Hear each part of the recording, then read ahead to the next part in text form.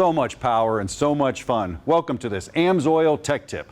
You know that power doesn't do you any good if you can't get it to the rear wheels. That's why we're talking about chain lube and maintenance.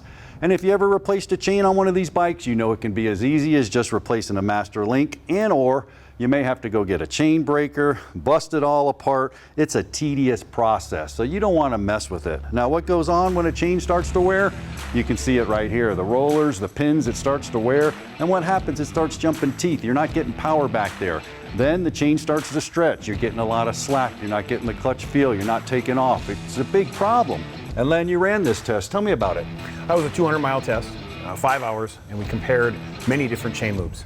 And we were looking at different things about wear on the pins, wear on the sprockets, just basic general wear protection of the product. And you can see that. You can actually see the AMSOIL versus the competitor on the lube, on the actual chain link, and the sprocket itself. Now, what characteristics, what makes a good chain lube? Right, there's a few things in there that you look to do. Because this chain lives in such a bad environment, it's dirty, it can be hot. The lube, it needs to be properly formulated, right, as any product would be.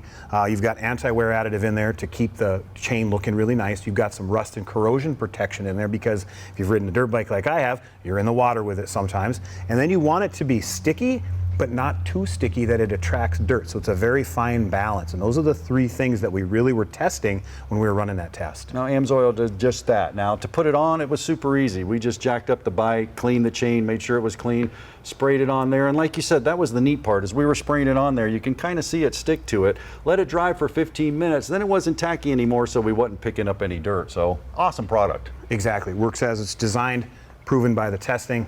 Go get yourself a can. And you can do just that. Get yourself a can at AMSOIL.com. Those and so many other great products.